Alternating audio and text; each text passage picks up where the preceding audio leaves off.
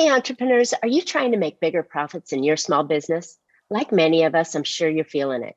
Business is hard, and now more than ever, you need to have a plan to help your business not just survive, but thrive. And it can happen as simply as thinking with the end in mind. I'm Marcia, business growth strategist, and I've helped tons of small business owners to establish and implement a tangible plan that guarantees increased profitability, guides your growth, and plans for your future exit. Because a business worth selling is also a business worth owning. I want to share strategies that I've earned and learned with you on today's Profit with a Plan podcast. But before we get started, I have something to share with my listeners. I put together an insightful and think outside the box live web class on Wednesday evening at 6 p.m. Pacific time. It is specifically designed to help you learn how to turn your business into one worth selling, even if you aren't thinking about selling it yet. Why now?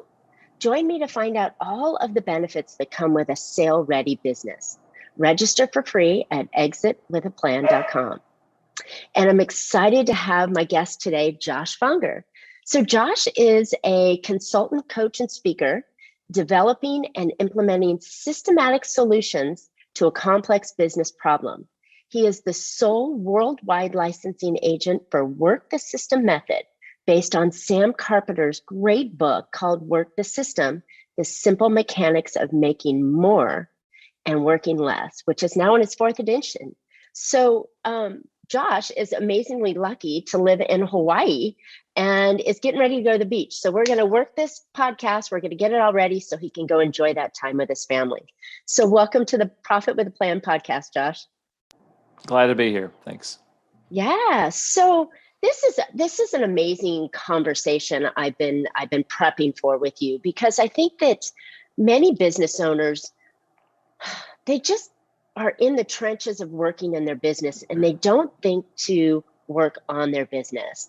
And I think that's the method that you are talking about, or a portion of the method that you're talking about with your clients. So tell me a little bit about how all this Work the System works. Yeah. Well, for those watching this on video, the book there right behind me, Work the System, is where it all began. And it began the factory of Sam's business, right? So Sam Carpenter owned this call center, and he was able to take it from basically a hellish situation where he was working 100-hour work weeks, sleeping at the business, living there full time, to developing a systematic solution where he could scale it by multiples and get his time back, get his life back, and have his income go up. And that's what we do, is basically take that methodology and apply it to companies. And it really begins with a shift in the way you see business, the way you see reality, the way you see your life. And we describe it as the systems mindset. So you are, instead of going through and reacting to things as they happen to you, it's a perspective of being above yourself, looking down, and then seeing that your life and your business is made up of a collection of repeatable systems. And that's where the title Work the System comes in, is you want to control the systems. You want to work those systems. And that's what we do. Wow. That's a funny thing, control, that word control, something that we have very little of, but we think we have a lot of. And some of the things that I think are so important when we're talking about controlling is our effort and our energy and the things that we focus on. We can't control all the minutia that's going around us. So this really pins in on control, that thing that we as business owners have to have, and we get it by controlling the systems, right? Yeah, well, that's the way. And Sam talks about is you're expanding your area of influence, right? And so you first want to get control over your mind, right? Exactly what's between your ears, and then you want to have control over the strategy, the direction you want to go, and the principles of which decisions are made. And as you start to kind of work your way out, then you're going to be able to influence people, and not just in a one-to-one relationship, but if you document your systems, it's in a scalable way. So you've actually documented those core aspects of your business and your strategy. Therefore, as you are influencing or touching more people, employees, contractors, vendors, they also have that same information, and therefore it's a scalable way to have control. And it's and Sam has all these chapters about control being a good thing, and it's a lot of times people don't want to be a control freak. They want to say that they have this control issues, but ultimately, being in control is better than being out of control, and so the flip side is worse. And so having that layer of control, or I guess just making wise decisions and having them scale is a smart thing. Love it. Love it. So you talked about controlling what's between those ears, right? This is where all the problems occur in my view. How do we do that? I mean, is it kind of the woo-woo mindset stuff, or is there, clear, tangible actions that we can put in place? Yeah, well, I think that ultimately everyone wants good results, right? Like they want to be healthier, they want a successful business, they have these results. And what we want to do is say, well, the results are great, and you don't just pretend like you have them. Don't just tell yourself with a mantra you have them. Instead, fake it till you make it, right? Yeah. Instead, actually decide, okay, these are the results I want. That's I'm going to set them aside here. Ultimately, we focus more on what are the steps that lead up to the systems. And so, as long as you're spending your time on, we call it the left side of the equation, the steps, ultimately you're going to get those results. But most people, they keep just shuffling around bad results, thinking that someday that's just going to happen. And a lot of times, it just takes a lot of consistent hard work that you do again and again and again. That's where the results come in. Most results that are meaningful just take time, and people don't stick around long enough with a process or a system to get there. And so it's not just about pretending like things are fine or letting go of things that aren't fine. It's really about eliminating the inefficiencies and doubling down on the efficiencies to get those results. And a big one of our mantras is that we only work with mature business owners. And we don't necessarily mean mature by age, but we mean mature in thinking, as in they're willing to not chase the shiny object, to chase the flash or the newest, the newest thing in the market. They're more interested in saying, okay, what are these fundamentals that have worked over time, and that I can apply, and they're mature enough to realize that this is going to take some work, it's going to take some time, but it's worth it. And I've been working hard anyways. I might as well just work hard on the right things. And those are kind of our ideal customers for those kind of things.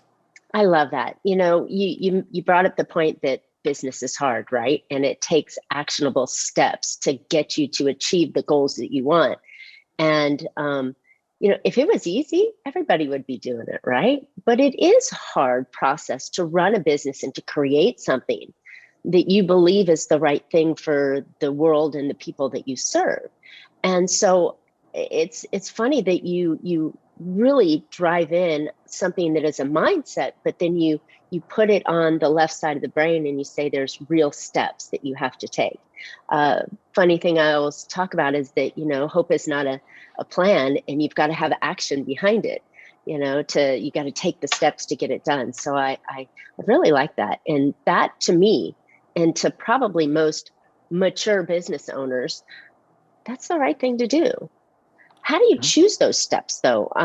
Do you break it down and you go from the business plan? I do a lot of business planning, so there's that piece to it.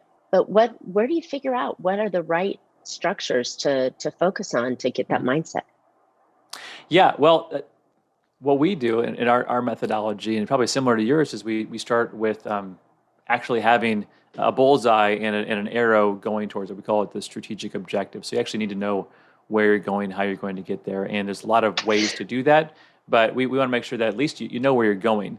So I was on the Bigger Pockets podcast a few weeks ago, and they were asking me, like, what advice would you give this real estate investor? And it's like, well, it depends what are your goals? Do you want to be a millionaire? Do you want to make six figures? Do you want to invest nationwide or just in your hometown? Like, there's so many different directions you can go, and business is so creative. People don't see that it's extremely creative, and there's really not that many rules. And so the first thing in terms of being efficient is really picking your lane and being laser focused. And that starts with a really good strategy. And once you have that, that's going to help inform what are these systems that I can start to build and put into place. But without a clear direction, you're just going to go in circles, and whatever you build, you're probably going to throw away anyways. And so it's not even worth it's not worth the investment, because building, focusing on your systems is an investment, and no one wants to invest in something that's going to, perish in a few months. But if you're going to invest in something like, okay, I'm going to start a new business every month. Well, then you're going to start a new business bank account, new LLC, all these new things. But you wouldn't do that. But if you're going to have the same company for 20 years, then investing the time to get the bank account and the LLC, all that stuff makes sense, because you're actually keeping something. You're building a long-term asset. And we want people to know that the processes of their company are also long-term assets, right? If you're going to be selling on the phone or doing podcasts or whatever it might be, whatever you're going to do, if you're going to be doing this a few months from now, a few years from now, a few decades from now, then you might as well figure out how to do it right and figure out a system for doing it, because you're not just doing it one time. You're going to be doing it multiple times.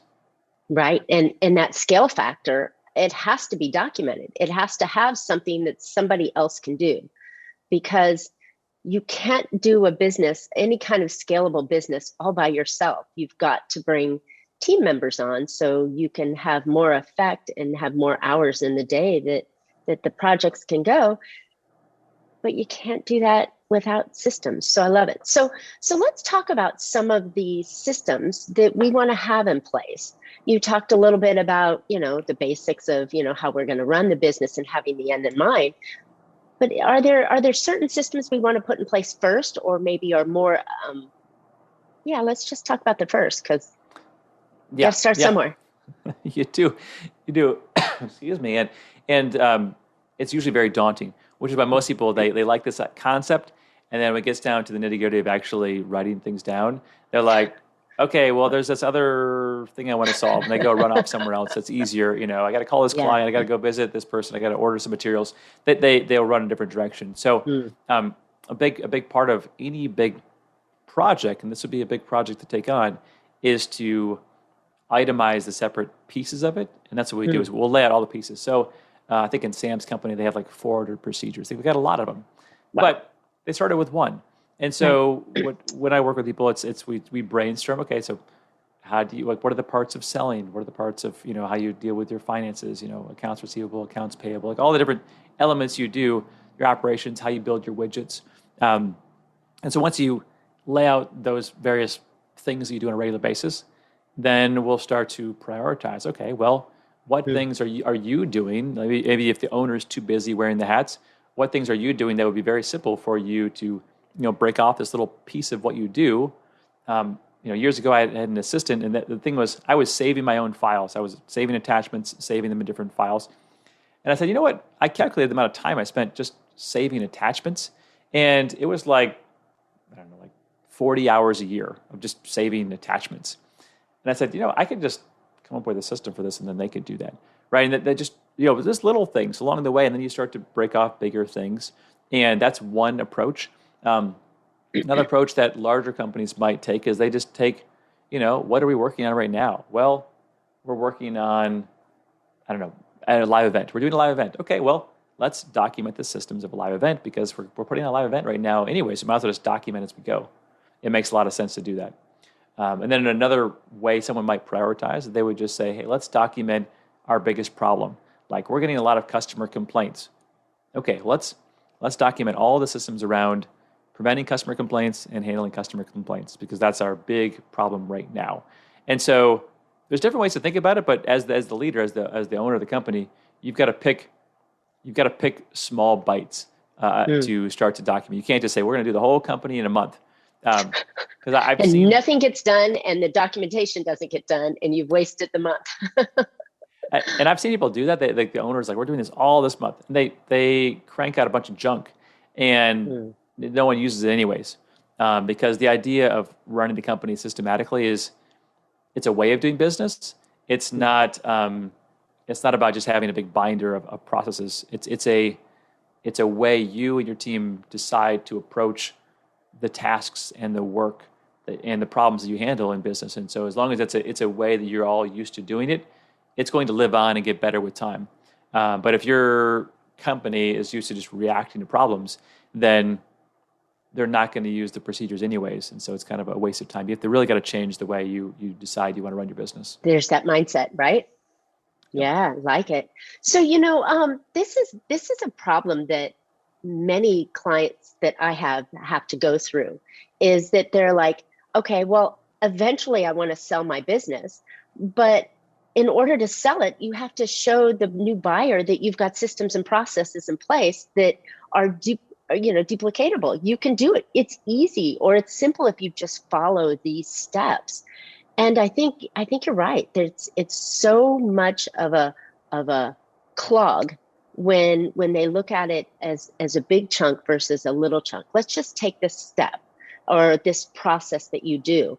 And I think it's essential for getting your business ready to sell. It's also essential for making the owner's life a whole lot easier, because you talk about this, and that the owner, to have that free time, or to have that, the hours off, the weekends and the nights, that we originally thought we were getting in business for. That's all systems, right? Yeah, definitely. I mean, freedom doesn't just, snap and you snap your fingers and it happens. Right. And when it is that way, I've seen this happen before, where someone they'll hire a second in command, and they'll say, "Look, I have all this freedom," and they'll hand everything over to that person. They'll abdicate responsibility, and then they'll look back a few months later and they'll say, "Wait a second, that person's not doing that right. That person's doing this wrong. And wait a second, what's going on over here?" And then they come back from their hiatus of a few months, and then that person might leave, and then they're in a worse off position than when they started, because that person didn't write down what they did. Or often is the case is you'll find someone who comes in and they do a good job, and they might do a good job for like a year, but then they know how important they are to the business. They might want a gigantic raise, which maybe you're not ready to give them, or they might leave, right? So this happens all the time. Is we'll work with a company, they'll say, "Oh no, our operations are great," and then that second in command ends up leaving for whatever reason, and then all of a sudden they realize that nothing was documented, everything was in their head, and they didn't actually have this business that was giving them freedom that they thought. They just had a person that was filling a gap, and systems, and people come and go, but systems stay. And so we want to make sure that maybe if you're listening to this and you have someone who's giving you that freedom, you are taking your month-long vacations, that's great, but make sure what they do is documented, because the day they're gone is the day that you go back 5 years in your business. Struggling, yeah. So how do you get your employee or your team to document for you? So in that situation where you say you've got the key employee or the number two in command, and they're off running with success, how do you get them to slow down enough? Because if you don't like doing a document, then they're probably not going to like doing the documents. And then how do you get them to do it? Yeah, that's the thing, is no one likes to do it. and you're right, it does require slowing down. It's kind of a slowing down to speed up. And as the leader, you have to make it a higher priority. So that new lead that just came in, yeah, it's a high priority, but this thing, though it's not urgent, is more important. The system building is going to allow us to go 100x farther, whereas this thing you want to do is binary. It's just going to help us just stay status quo. And so it has a lot to do with the owner, believing this so much that they're willing to forego quick wins for longer term massive wins. So it's the owner has to have this kind of mindset, the strategy, the team has to buy into the strategy. The team also has to have the training on how to actually do this.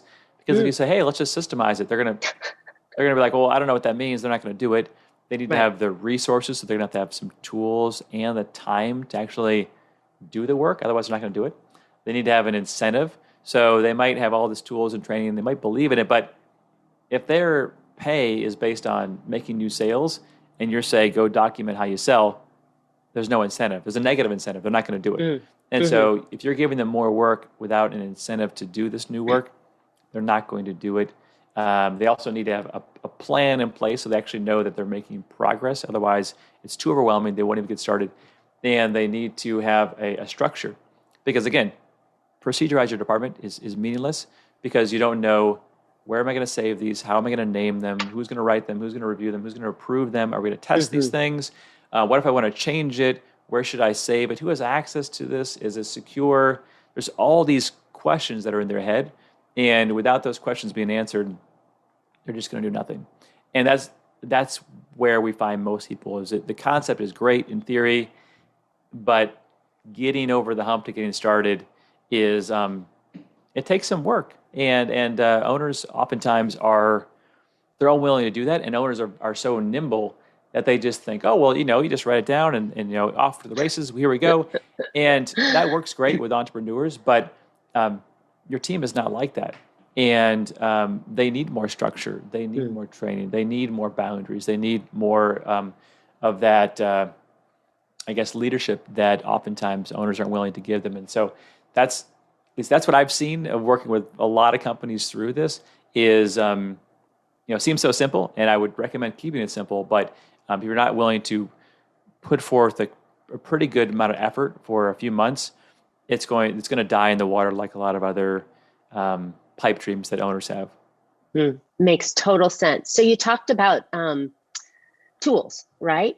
So when we're looking at making even an SOP, a standard operating procedure for how you're going to do X, Y, and Z, where do we go? I mean, there's a bunch of forms and templates online.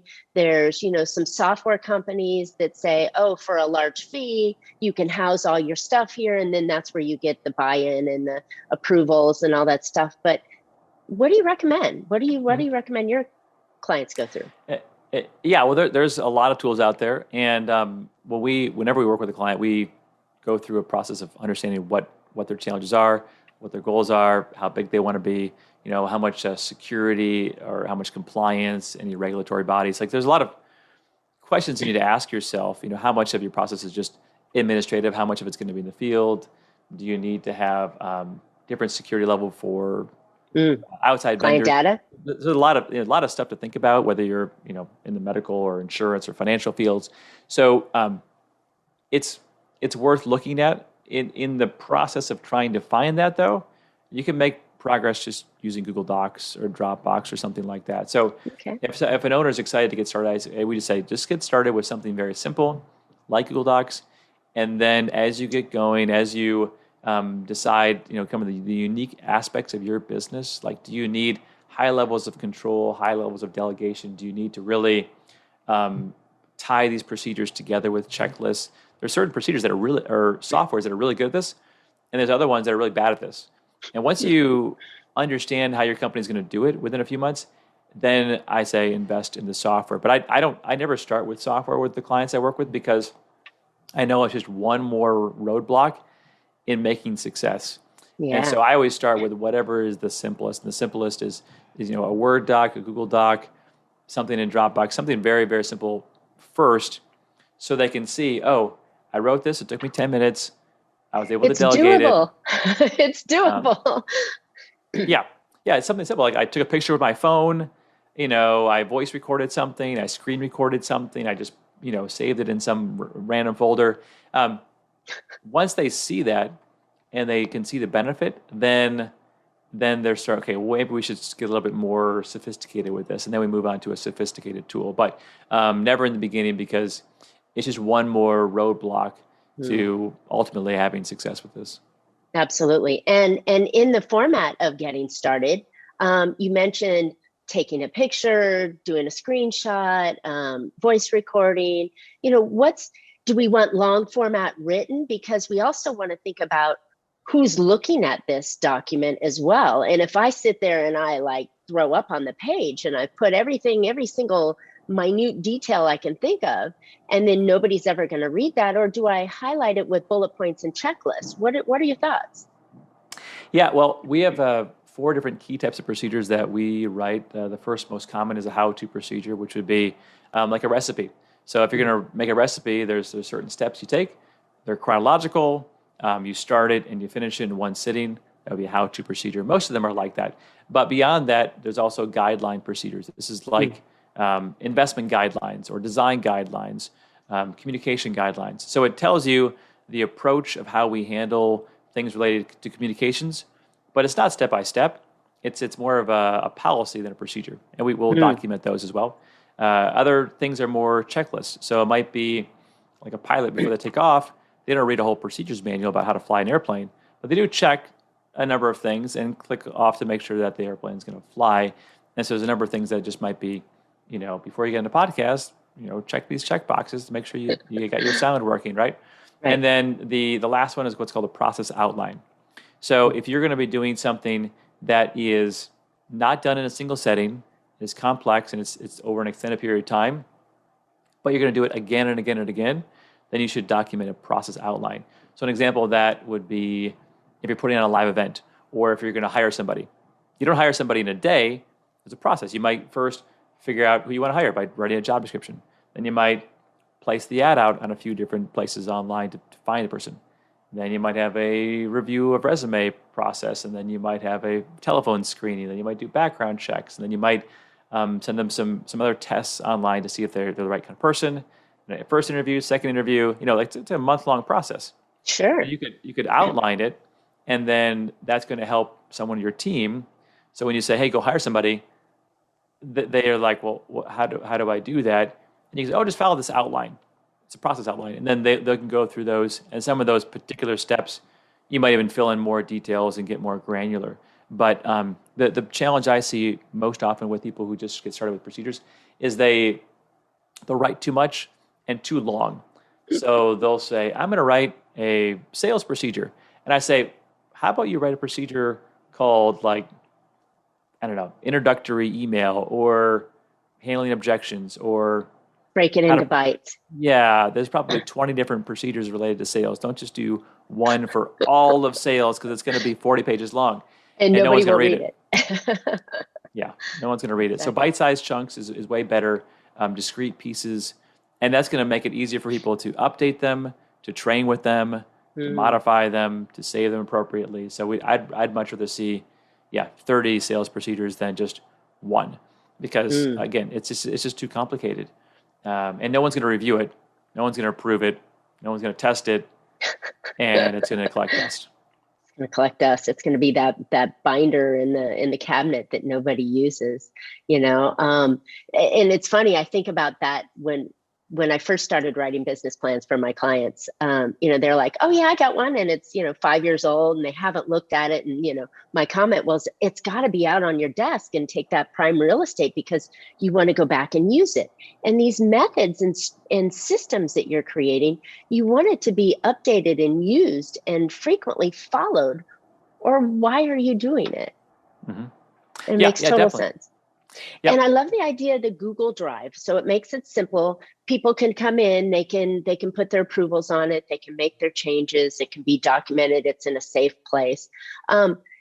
When you get all finished with these 4 types of processes or systems that you do you recommend to put it in a binder, or is it okay living digitally somewhere? What are your thoughts on that?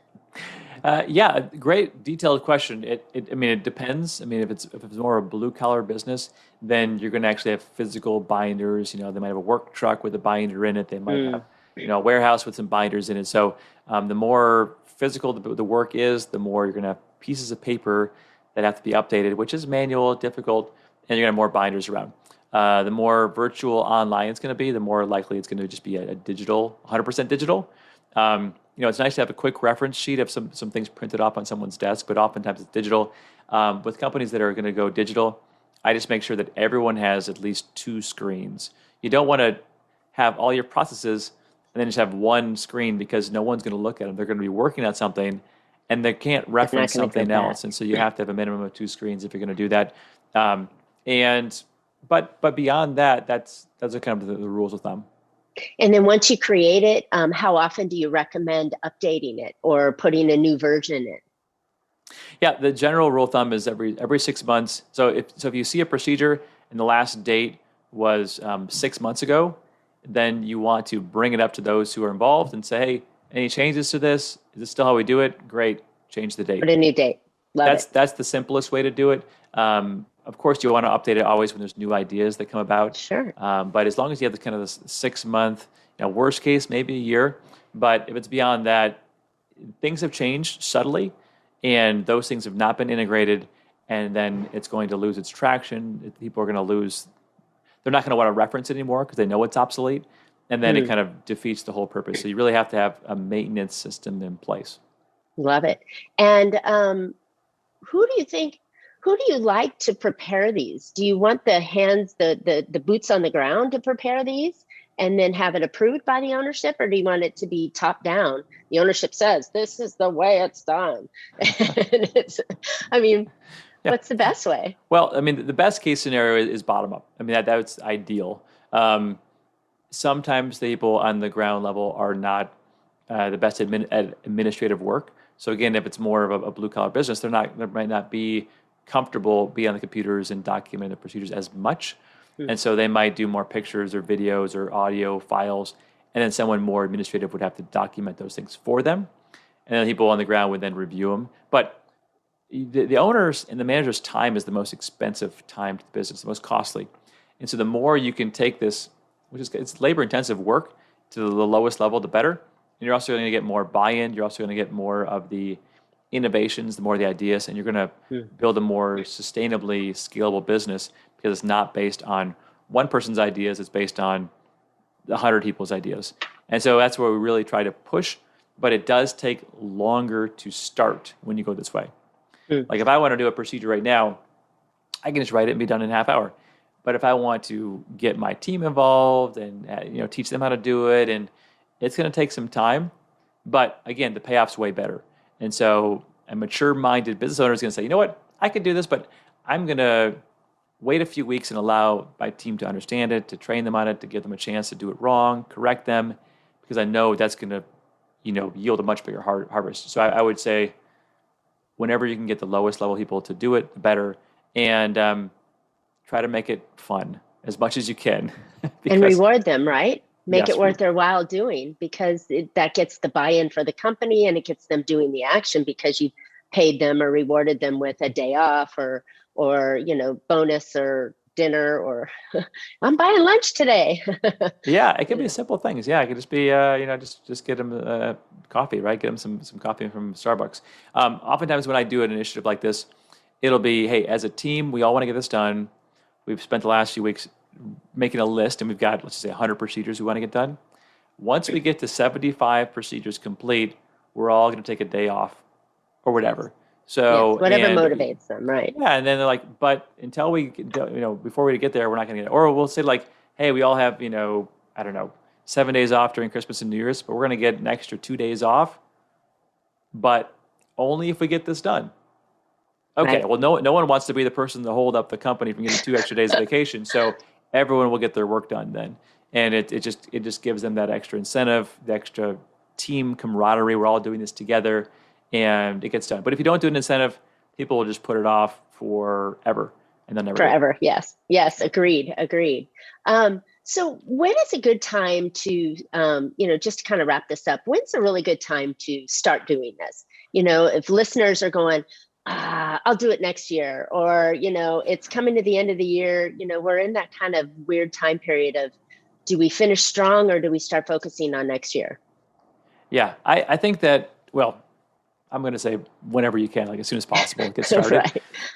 But do it with the intention that this is just like one of those things that's running in the background, right? Mm-hmm. Like just like your air conditioner is running in the background or electricity is running in the background, it takes a little bit of effort to get started, but once it's started, you just have to keep it going, like a pilot light for your gas fireplace, right? It just needs to keep going. So pick a month when you can put some focus in, but then once you've done that, then it's just about maintenance. And I think that the sooner the better. It's not, this is a problem. It's not going to go away. It's not like, in a couple of years, then this will be solved. It's never going to get solved. And it will, as you know, it's going to cap out the value of your business. It's going to cap out the size of your business. It's going to cap out the freedom you would have as an owner. So there's so many limitations you're putting on your future by not doing it. So it's better to get started now and to keep it simple. And maybe the thing is, we want to start, finish the year strong. That's fine.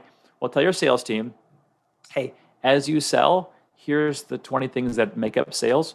Can you just record as you're doing it? Can you just record your screen or record your sales conversation as you're doing it, just so we can start to get some of the raw materials? We're not documenting really good systems yet, but we have a lot of the pieces now, and maybe we can outsource. Our team can help you out with that. If we can outsource some of the administrative aspects of documenting these things to someone else and eventually just get that department done, and then we can move on from there.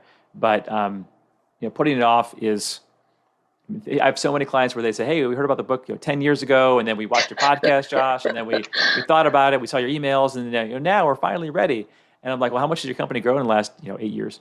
Well, it's stayed the same size. We haven't really actually gotten beyond that point. It's like, well, that's why you're stuck. Opportunity lost by not doing. So awesome, Josh. Where can listeners find out more about you, get started on this process, and maybe find some ways that they can just get it done?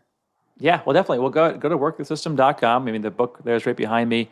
We offer that for free for a download. So workthesystem.com. And then also, I do coaching, consulting. We do events, anything we can do to help entrepreneurs break free from working in the business to working on the business to owning a business. And we help that transformation to happen. And so a lot of services on our website.